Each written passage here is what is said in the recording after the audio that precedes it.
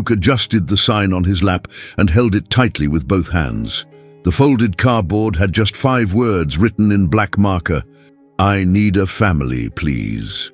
His fingers were dirty with dust and dried ketchup, and the cold marble beneath the iron bench was starting to seep through the torn seams of his jeans. He didn't move, didn't blink.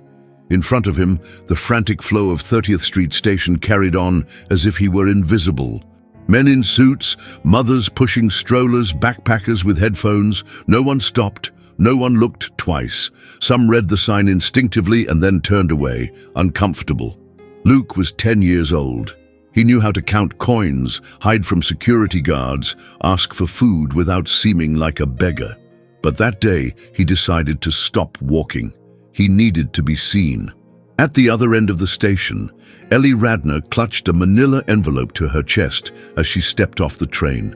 Her eyes sunken and red, hair hastily tied back, and the expression of someone who hadn't slept in weeks. Beside her, Mark walked with slumped shoulders, a step behind, eyes hidden behind sunglasses that didn't mask the pain. The envelope had Matthew Radner written on it in pen. Inside were exams and medical reports from Jefferson Clinic, but what really weighed was the emptiness where a small heart used to beat. Matthew, the couple's only son, had died that morning, 6 years old. Congenital heart disease. The end had been foreseen months ago, but no one was ready to bury something that still breathed in the rooms, the drawers, the forgotten toys in the trunk.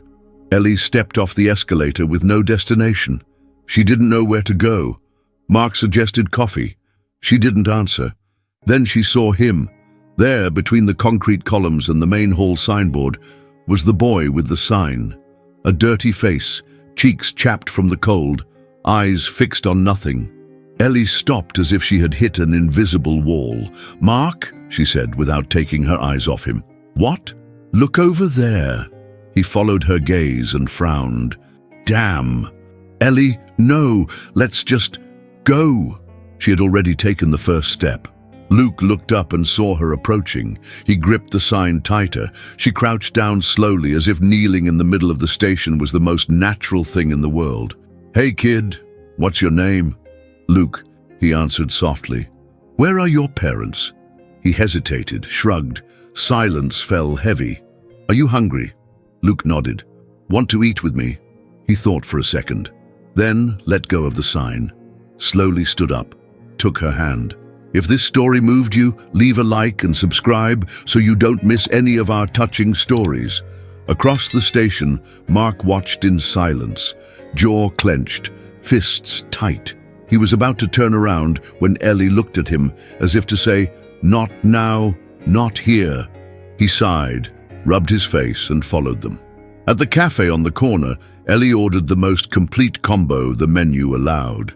Luke waited barely 2 seconds before devouring the sandwich and fries. The hot chocolate burned his tongue, but he didn't stop. "How long have you been alone?" she asked. "Since the day before yesterday." "And before that?" "A place that smelled like mold, had iron beds. They yelled a lot." "Was it an orphanage?" He nodded.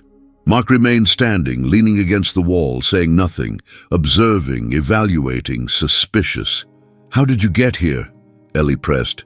"I hitchhiked, a man with a truck. He dropped me near downtown. Told me to find a shelter, but I wanted to come here." "Why?" Luke shrugged.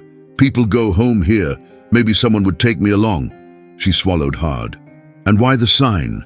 "I'm tired of asking for food. I wanted to ask for something bigger."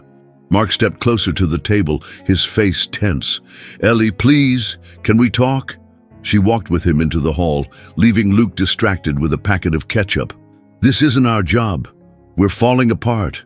And you want to save the world now?" "I don't want to save the world, Mark. I want to save that boy, or at least give him what we had for 6 years." He looked away.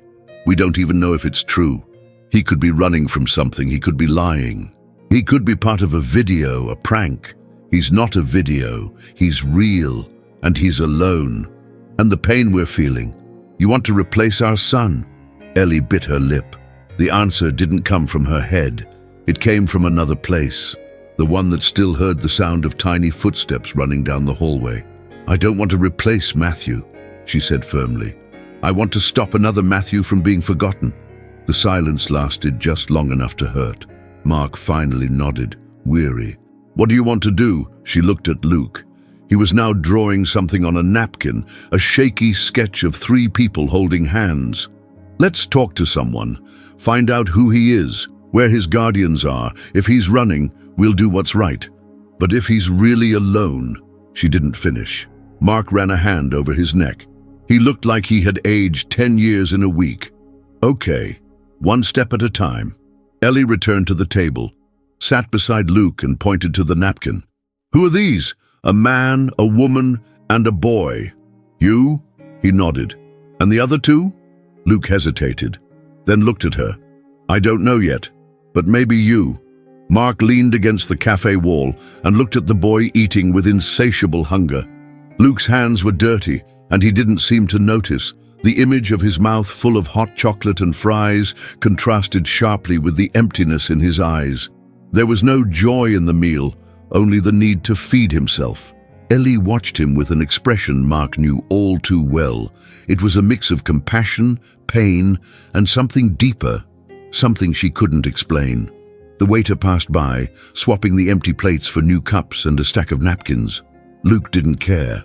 He was absorbed in his meal, eyes fixed on the table, as if it were more a survival act than any kind of pleasure. "Ellie," Mark said, his voice low, nearly drowned out by the ambient music. He always avoided speaking when uncertain, but now he couldn't delay any longer. She looked at him with a tired expression, as if she already knew this conversation was coming. The fact that they were there, in a cafe packed with people coming and going, made the situation feel even more surreal. "What are you thinking?" Mark asked, in a tone that sounded more like a demand than a simple question. Ellie looked at Luke, then at Mark, and felt a rising pain in her chest.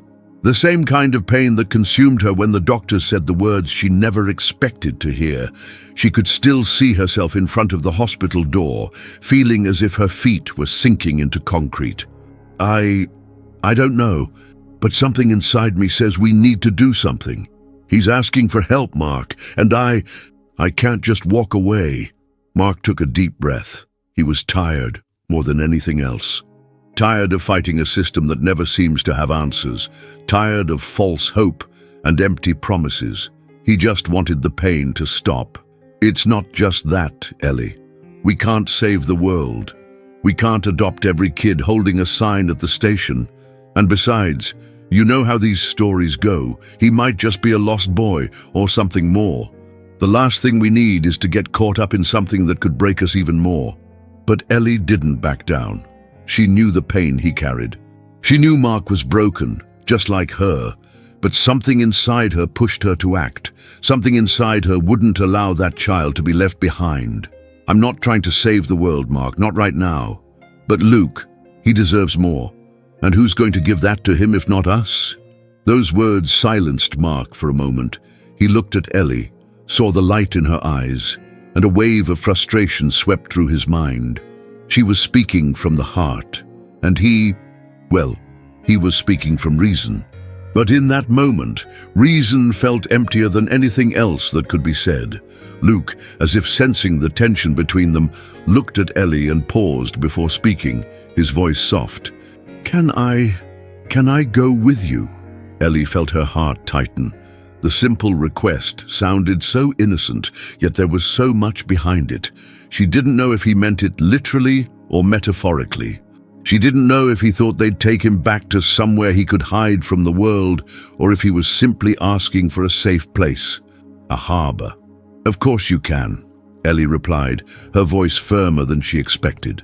"But we need to find out what happened to you. We need to know who's responsible for you, Luke." Mark was still standing, but he seemed to be giving in. He looked at the woman he loved, then at the boy, and for a moment he found himself reflecting on everything that had happened in the past few months. They had lost their son, yes, but now, maybe, just maybe, fate was offering them a chance to heal their wounds in another way. And what do we do next? Mark asked, now with little left to argue. Ellie looked at Luke, then back at Mark. She felt the weight of responsibility, but knew she couldn't let this slip away. "We'll look for a shelter. We'll take him to the police if necessary. We'll find out everything he's been through, but we can't leave him here. We can't let him go back to that place, or any other place where no one loves him." Mark looked at Ellie. There was something in her demeanor he couldn't ignore, something that made him question himself, his own motives. He knew what pain was. He knew what it was to lose a child. But now, looking at the boy before him, he didn't know if he was trying to protect himself or simply allowing himself to be vulnerable. He sighed. He had no strength left to argue. "Let's do this. But we need to be sure we're doing the right thing. I don't want this to end in more pain." Ellie nodded, and without another word stood up from the table. Luke was watching them, but said nothing. He seemed to be waiting for something more, as if he already knew the world wasn't simple. He knew kindness wasn't always enough, but maybe, just maybe, it was what he needed right now. Ellie didn't know how it was possible to feel so much at once. As she and Mark walked with Luke toward the station's exit, the minutes seemed to drag on. With each step, the weight of responsibility grew heavier. It was an uncomfortable feeling, a mix of relief and fear, like crossing a bridge without knowing if the other side was solid ground. Luke walked between them, head down. As if he didn't want to be a bother, he was still holding the crumpled napkin Ellie had given him to draw on. The image was simple. 3 stick figures holding hands. Him, her, and Mark. Ellie didn't know exactly what the boy was thinking, but she could see in his eyes a silent, almost imperceptible hope that she couldn't fully understand. Maybe he didn't believe this was real. Maybe it was just another fleeting moment of kindness, soon to vanish, like so many others he had already experienced. But it didn't matter. She knew he deserved the chance. Mark felt like a shadow beside them. He still wasn't convinced. The emptiness in his eyes was obvious. He wasn't just worried about Luke's future. He was worried about the impact all this would have on his own life. He had already lost his son, and now suddenly he was facing a situation where he might have to open his heart again. What did that mean for him? For Ellie? For them as a couple? They reached the car parked on the street. Night was beginning to fall, and the heavy Philadelphia traffic was creeping across the avenues. Ellie opened the car door and helped Luke in. He sat in the back seat, quiet, but his presence there was already a kind of silent message. Mark got in with a heavy sigh. He didn't look at Ellie, didn't say a word. The silence inside the vehicle was thick, almost unbearable. Ellie started the car and pulled the gear lever. The streets of Philadelphia seemed deserted as they drove on, lit only by the headlights and street lamps. The traffic wasn't as bad as usual, but something inside her told her that the world was still moving, that life went on, that despite everything, it never stopped. "Where are we going?" Luke asked, breaking the silence with a quiet voice, as if afraid to intrude. Ellie looked in the rearview mirror. Luke's eyes were fixed on her. It was as if he knew she had the answer, but was waiting for her to say it. "We're going to the police station. We'll see what can be done," she replied, trying to sound more confident than she really felt. Mark said nothing. He just stared out the window, his face lit by the streetlights flashing by. He was deeply uncomfortable with all of it, but deep down, he knew there was no turning back. When Ellie decided to take Luke with them, he knew the only sensible thing to do was to follow through. But that didn't mean he was ready for it. The police station was on the other side of town, near Penn's Landing. The traffic was lighter, but Ellie's nervousness didn't ease. She remembered the many times she and Mark had gone to the station, but those visits had been to seek justice, to deal with their son's death. Now, she was going there with a boy she didn't even know, trying to understand what he needed and what she could possibly offer. She circled the block and parked in front of the station entrance. The street was quiet, with few people around, and the station's lights stood out in the night. It looked like a beacon in the middle of all the darkness. Luke looked out the window and, for the first time, seemed to truly understand the gravity of the situation. He shrank into the back seat, as if he wanted to disappear. Ellie could see the fear in his eyes. He knew he was about to face something he probably didn't understand, something he had no control over. Ellie turned to Mark, who was still silent, and then to Luke, offering a gentle smile. "Everything's going to be okay," she said, trying to project a confidence she didn't have. Luke only nodded, but the fear was still there, visible in his stiff posture. He didn't know what would happen next, but the only path he had at that moment was forward. Ellie and Mark got out of the car and walked toward the police station entrance, with Luke between them. The feeling of being watched was uncomfortable, but Ellie refused to worry about that now. She knew she was doing what felt right. Inside the station, the atmosphere was cold and impersonal. Officers were busy with their paperwork, and few paid attention to the small family that had just entered. Ellie walked up to the front desk and explained the situation. A boy found alone at the station. No family, no home. She asked them to check his information, to try and understand what had happened. The officer looked at her, then at Luke, and motioned for them to wait. "This might take a while," he said with a tired voice. Ellie nodded and stepped aside into a corner. Luke stayed silent, holding her hand, unsure of what to think. Mark, on the other hand, was growing increasingly agitated. He paced back and forth, muttering words Ellie couldn't understand. He was nervous. She knew that. He didn't want to be there. He didn't want to face this. But for some reason he couldn't explain, something inside him kept him from leaving. They waited longer than expected. Time dragged on, as if it had frozen. When the officer finally returned, his eyes were tired, but there was something else in his expression. "We found something," the officer said, looking directly at Luke. The room was too quiet. The sound of people softly talking in the reception area seemed distant, muffled by the tension in the air.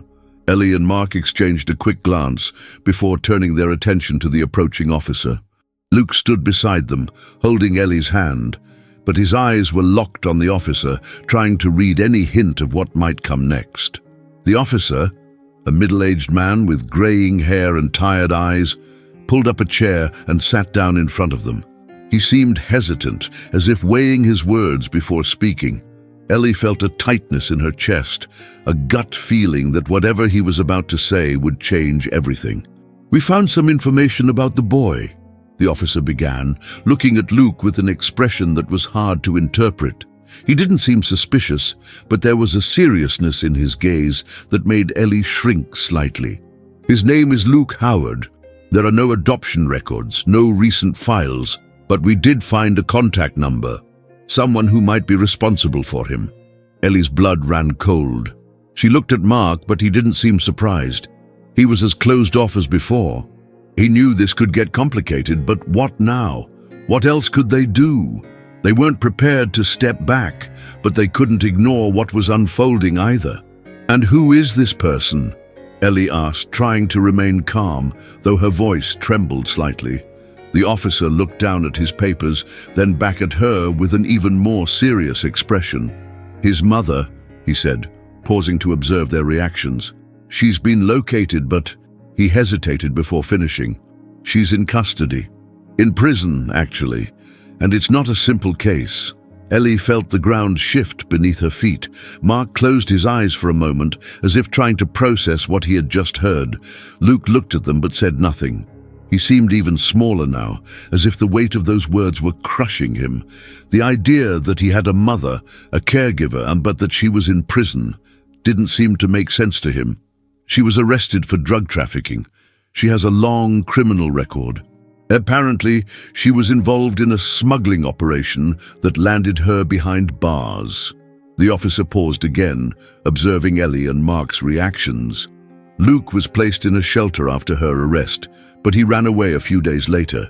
Since then, he's been trying to survive on his own. The news hit like ice water. Ellie felt her heart clench, a deep pain tearing through her chest. Mark remained silent. anger and frustration flickering in the shadows of his expression. He didn't know what to do with this. He didn't know what it meant. Now, in this moment, when the idea of giving Luke a home suddenly seemed to be slipping away. But Ellie took a deep breath, trying to understand what it meant for her, for them. Shouldn't he be in a shelter? Why was he alone at the station? The officer nodded, but his eyes showed the weight of the situation. Luke ran away. According to the records, he wasn't treated well at the shelter. This was confirmed by the staff. He was eventually expelled after a series of incidents, and since then, he's been seen trying to fend for himself. He's been found several times on the streets, but always ran when someone tried to approach him. Mark felt the anger rise in his throat. He wanted to scream. He wanted to understand why. After everything they had lost, the system still failed. How could someone like Luke be left so vulnerable? "So what happens now?" Mark asked, his voice harsher than he intended. The officer took a deep breath. "The next step is to contact child services and decide what to do. But for now, he's under our responsibility. He'll be sent to a shelter again until the legal process is sorted out." Luke looked at Ellie and Mark, his expression a mix of fear and confusion. He didn't seem to understand what was happening. For him, what mattered was that he was with them, after days alone, trying to survive however he could. And now, it looked like everything was about to collapse again. Ellie felt a piercing pain as she saw that look. She felt the need to say something, to do something that would stop Luke's fate from repeating itself. She knew, somewhere deep inside, that she had to do what was right. "He's not going back to a shelter." Ellie's voice came out firm, firmer than she thought possible. She looked at Mark, who was silent, jaw clenched, but he didn't interrupt her. "He's staying with us." The officer looked at her, surprised. Mark also looked at her, a mix of disbelief and something else in his eyes. Maybe hope, maybe something darker. But Ellie couldn't back down. She couldn't allow Luke to be thrown back into another broken system. Not again. "Ellie, Mark started, but she cut him off. "I know what we're doing. I know what we're risking, but he needs a home. He needs someone willing to be there for him. I'm not going to let him go back to that place." The officer remained silent for a moment. He seemed to be weighing Ellie's decision carefully. After a long sigh, he finally said, "I can't guarantee anything, but if you're willing, then we can begin the process. Just know it won't be easy." Ellie's heart raced. She knew it wouldn't be easy. Nothing worthwhile ever was, but she could no longer see any other path. She was resolute. "We'll do whatever it takes. He's going to have a home. Whatever happens, we're going to be his family now." Luke looked at her, and his once empty eyes finally lit up with a spark of something new. Hope. Something he never expected to find. The sun was beginning to disappear behind the buildings of Philadelphia, painting the sky in shades of orange and purple. The street was quiet, almost deserted. Traffic had eased up, but Ellie's mind was a whirlwind of thoughts. Each step toward home felt heavier, as if the weight of the decision she had made was becoming more real by the minute. She glanced at Mark, who was still staring at the road, his hand tightly gripping the steering wheel. Luke sat quietly in the back seat. He hadn't said a word since the station, but his eyes hadn't left Ellie. It was as if he were trying to figure out if this was real, if he was truly going to a place where he wouldn't be rejected. Ellie sensed that on some level, he still didn't believe in the promise she had made, but she knew that with time, he would see that it was real. They arrived at Mark and Ellie's home, a modest but cozy house on the outskirts of the city. The lights were on, and the smell of homemade food drifted through the open window. Ellie stepped out of the car and turned to Luke, who was quietly taking in his surroundings. He looked like a fish out of water, completely lost in what was happening, as if the normalcy of their lives was something foreign to him. "Everything will be new for you," Ellie said, trying to break the ice. "But Luke, this is your home now. It's your house." Luke looked at her, and for the first time, his eyes showed something other than fear or doubt. He seemed a little calmer, as if the weight of an invisible burden had lessened, even if just for a moment. Ellie opened the front door, and Mark followed behind her. They helped Luke inside, and the first thing he did was look around. The living room was simple but tidy. The walls were decorated with old photos, and a fireplace warmed the space. There was a tangible comfort in the air, something Luke had likely never experienced. The warmth, the smell of food, the sense of safety. It all felt surreal to him. "Want to take a bath?" Ellie asked, keeping her tone gentle. Luke looked at her as if he didn't know how to respond. "Can I take a bath?" he asked, almost as if afraid she'd say no. Ellie smiled. "Of course, Luke. You can do anything here. This is your home." As Luke went upstairs, Ellie and Mark shared a long glance. The silence between them was heavy. Mark seemed lost in his own thoughts, and Ellie knew what he was thinking. Were they doing the right thing? Would they really be able to give Luke what he needed, or were they just trying to fill a void that would never be filled? Ellie stepped closer to Mark and placed a hand on his shoulder. "He's not a replacement, Mark. This isn't about Matthew, it's about him." She spoke with a calmness she didn't quite feel, but one she needed to project. Mark didn't answer right away. He looked at her, then at the stairs, as if trying to visualize the future. Finally, he sighed. "I know that. I don't know if I'm ready, Ellie. I still don't know how to move on." "You know that, don't you?" Ellie nodded, understanding his pain. She knew. She was broken too. She was lost too. But in that moment, they had something in common. They were both trying something new, trying something that felt impossible, but somehow was becoming real. The sound of water running from the shower broke the silence between them. Ellie looked at the stairs and stood there for a moment. She knew this was only the beginning, and that the challenges were just getting started. There would be hard nights, moments of doubt, and maybe even fear that it could all fall apart. But she also knew this was a chance to give Luke something he'd never known he could have. Love, safety, belonging. That night, the dinner table was fuller than it had been in a long time. Mark made a simple meal, spaghetti and meatballs, and as Luke sat down with Ellie and Mark, the house felt like it had found a new kind of balance. It wasn't perfect. It never could be. But there was a sense of something greater. Something that came from the effort to be together, to make things work. Luke looked at the plate in front of him, then at Ellie, who smiled at him. "How's the food?" she asked. Luke, for the first time that night, smiled. A small but genuine smile. "Good. Really good." Mark looked at them, his eyes softer than before. He still didn't know how he felt about all of it, but in that moment, he saw a glimpse of what could be. He didn't know what would happen, but he knew he and Ellie were giving Luke the chance he deserved.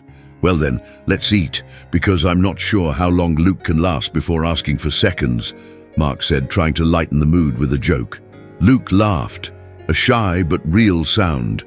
Ellie and Mark exchanged a look, and for the first time in a long while, a feeling of peace settled over the house. The night went on with shy conversations, cautious laughter, and the sense that maybe, just maybe, things could get better. Luke had a new beginning, and maybe, just maybe, Ellie and Mark did too.